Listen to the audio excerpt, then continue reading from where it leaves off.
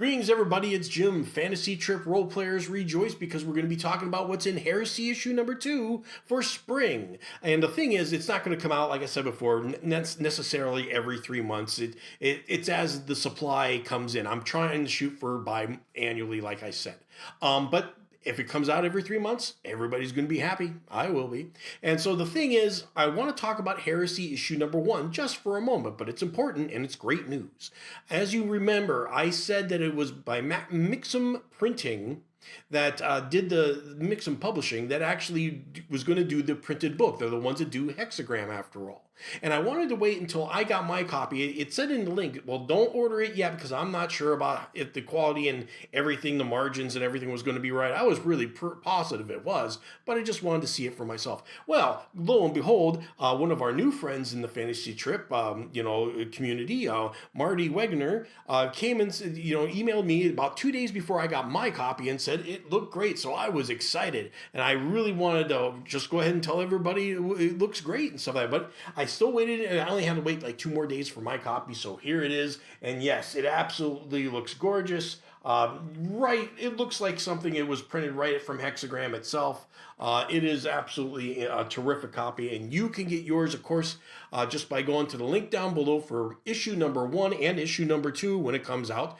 Down below, and it's at cost. Again, I can't make money off this project, so it's all at cost. You got the PDF technically, so you can get it printed, sent to you. The link already has the PDF loaded and all ready to go. All you got to do is say gimme and where it is to send it, but today, now, let's go over Heresy number 2 and what's inside. All right, so here we have the cover for Heresy number 1, and then, of course, as I said before, I'm not going to be afraid of machismo as we get into, I loved heavy metal and Conan the Barbarian, Frank Frazetta kind of artwork, so if I can find it, I'm going to put some of this in there, no doubt about it. So here's the first piece of artwork is by my brother. This is where the intro is going to go. I haven't written it yet, and it's the only reason the Heresy 2 isn't available just now. So if you don't see Heresy 2 in the link down below in this video, you feel free to chastise me until I get my job done here. Okay. Well, anyway, this was for my brother wrote this, drew this for the Dungeon Runner card game that I have. There's 30 decks in all, and the first PDF deck is now a penny. So go to the link down below and get your deck for a penny, or buy a real one at cost. It's only $10.50, I believe, or 5 cents actually, I believe. So go ahead and grab that. Now we talk about the first art experiment in Heresy number 2 is by John Paul Bekshonian, and it's Herbalists. And so, of course, that's some more artwork from my brother there. And Herbalist is an IQ 9 talent. We go over the table of jobs there, guilds, and talk about the herbalist kit in the workshop. And it's all about, gathering raw herbs, and it's supposed to keep them fresh because he does go into freshness and foraging in this. So that's pretty cool. So during your downtime, you can find, or if you're a camp, if they're also an adventurer, they can do something in their downtime, and it matters. And then the potion list. Now, the good thing is, of course, he can make gas bombs with some of these, but he separates them into sections. And why I think this is important is because, as I said before in my other article in issue number 1 about breaking down talents, see, the thing is, in herbalist is one talent, and apothecary or apothecar, as Jean Paul mentions it, is the advanced version of it, the expert version of that. But I think if you actually take one of these subcategories of potions and want to specialize in it instead of being an apothecar, it would give you a discount of some experience points, and then you'd have a specialist. So that'd be kind of cool. So you have repellents here, which of course are insect repellents, avian repellents. I didn't see something for Batman, which would be a shark repellent, right? Anyway, but slime repellent's pretty important. Then you have medicine. So they have things like medicinal dressing, which makes physicers a little bit better to heal. And then they have soothing somebody, like almost like the soothe spell. To calm somebody down. Betterment Draught. Stefan's Trots is a fun one, of course. You can just imagine the shenanigans you're going to have at the local inn with that one. And then Bavarian, which gives you alertness, and Zonk, which knocks somebody out. So all kinds of cool things there. Then you have intoxicants, making somebody numb, and all kinds of things there. Then they have metaphysical potions. All right, so these are a little bit special because these go towards the astral plane a little bit. So it's everything from spirit incense to anti-magic, astral extender herbs. I mean, there's a lot to go in here that are really nice. Now, this is also cool. Jean-Paul took the time to go over related talents like a cook would use herbs, absolutely. So there's a subcategory for talents that are just related. I don't know if I would call them a subcategory, but they're related. So a cook is one, perfumer is another one. So that's another one. And he goes on to talk about a relation to other talents that already exist, such as naturalist and woodsman, as far as being an herbalist goes. They get a little bit of a discount if it's kind of like having a sword and knife skill. You get a little discount on knife or sword if you already have the knife skill. Right? So, and then we get into the Apothecar, a beautiful picture by my brother, of course, Christopher Isert. And this is for the Apothecar, which is the advanced version, which you notice the IQ jumps from 9 to 13. A very serious jump. Okay, so this talks about the guilds involved and how different it is.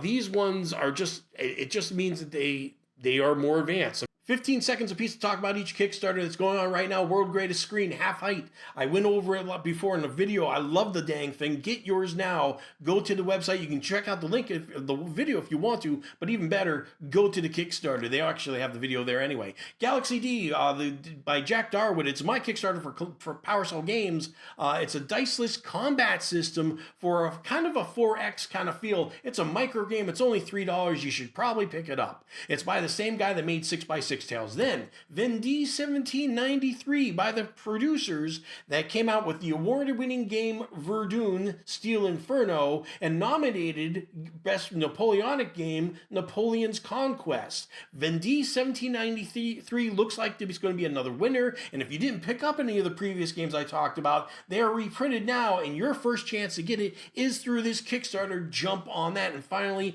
the Deluxe War Map. Ooh, hello, give it some love. There you go. Deluxe War Map Vault by Columbia Games, and this was originally just supposed to be Richard III, the war map for that, and then we're just trying to do reprints of everything else that's low on stock or whatever, everything. But the decision was made to say, screw it all, we're doing just about all of them. With the exception of 2 games from Columbia Games, all of the war maps are going to be available in neoprene double-sized form. You're going to want to get in on that Kickstarter when it launches. Click on that to get notified. So let's get back to Heresy. All right, now here's something that Steve Jackson himself would probably be a fan of, and that is pirates. Here is the Uncle Truth, the pirate crew of the Southern Ocean by T. Carter Ross. Now, the thing is, the Uncle Truth is a 2-mast Latine-rigged galliot with 10 oar positions and 15 pirates aboard, amongst other people. And the thing is, if the Southern Ocean sounds familiar, that's because it's part of Gaming Ballistics Jacques Cervantes' cycle of adventure. So if you are familiar with Rock of Sages and what's the other one that he mentions? Let me see here. And the Sunken Library. Yes, the Rock of Sages in the Sunken Library. The Uncle Truth can take place, and they give you not only statistics for some of the more prominent figures, but also what happens when you encounter the Uncle Truth. And as you can see below, they have the ship type, the galliot, and the stats down thereof. And then next, we have Exotic Magic and Monsters for TFT by none other than David Pulver. Love to have David really put something into Heresy number 2 to really push as if we didn't have great authors in this already. This puts it over the top, and I'm glad it is. He's here, and he gave this to us all. So these are things that probably Steve couldn't use they couldn't be official, whatever, but it's Statue of Summoning. These are just things that came up in his games. The Statue of Summoning, the Seraphic Serpent, and the Heart of a Girl. really interesting things. I'll let you read that to find out how that all goes down. And then The Shape of Cidri by P.D. Haney. Now, this one talks about, he's talking about speculating about Cidri here. And of course, the idea behind this is definitely unofficial because Steve wanted to keep that, up to the players to figure out on themselves. But PD here is making some really good arguments just from logic, from the things that Steve already produced, to actually, it's almost concrete to say, yeah, this is probably true, if everything else is that Steve let out of the bag, right? So very much an interesting, small and quick read. And then we have The Psyche of Magic by yours truly. The thing is, it's just... the everybody in Cidri is a wizard idea. How would society really come to first? Because everybody can kind of disbelieve spells, right? To disbelieve illusions. Well, it's a mental thing. It's a psychic thing. And since IQ 8 people can have, psychic, have these spells and abilities, it really means that the common man can have them. Now, mind you, they've said that 1 out of every 300 is a wizard, but that doesn't mean everybody doesn't have latent talents to some small degree. After all, even a regular swordsman that's not a wizard can get a spell for 3 talent points. So it really comes to be, it's like everybody really could be a wizard. So how does that affect society? And that's what I go into here. And then I go off in the remnants. It was just one little creature that I made. It's a type of ghost. Basically, I don't know if I was inspired by a Doctor Who episode about people with the last remnants of their life being downloaded into a spacesuit or something like that. I think I don't know if that was or not, but either way, made it into a little monster. I think you'll enjoy that one. And then Empowering Priests by Carlisle Childress. This one is all about making priests a little bit more special in the fantasy trip, because even though we don't have clerics in the game, specifically magical ones, right? Like it's D&D, our D&D counterpart. He still has something here to make them, in the game, and just kind of a little bit more than just, you help people out, on the side with their afflictions or what have you. So it's pretty interesting, and gives some priests of the character examples as well. So he wanted, as he says here, he wanted to make priests more desirable TFT characters by defining unique abilities for them. The rules follow the suggestions about priests in the Legacy Edition that don't overlap with magic users. So I think everybody's going to enjoy that article. And then Strengthening Strength. One of the things I love doing, I don't love the idea that people think that strength is a dump stat. I hate that. Now, if it's a little bit less used than others, maybe. I don't think it is, because it's health points, it's your damage and hand to hand. It may not be rolled all the time, but it's not a dump stat. That's crazy. But I do put things in here that, kind of give you an idea of how to use them a little bit more. So beginning game masters for the fantasy trip, really, I hope that you give this one a look, because it just makes it so, if you skimp on strength for whatever reason, you might be in a little bit of trouble. And that is it. And then there's the Dungeon of Artists as always. A lot of people. Jeffrey Koch is in this one. Of course, my brother Bruno Baxilia is a new one. Dean Spencer, which I just realized I spelled his name wrong on page 30 for page 38. Don't know who did number 20 and page 27. That one, I just kind of got that off the net. I don't know whose it is, a hardened jar, and you'll be surprised at how many hearts in a jar there are on the internet. I'm like, what is this a thing? I don't know that. I did not know that was is a thing like that. So anyway, that is everything that's in issue number 2. You will probably see the link. You'll see it down below for sure, but you'll definitely see it on Reddit and on Facebook and stuff. I'll put it out there. Hopefully, if you don't see it on your forum, please share it when it comes out. I'm sure to do my best to let everybody know, but I would definitely appreciate your help as well. Thanks a lot, everybody, and I'll see you next video.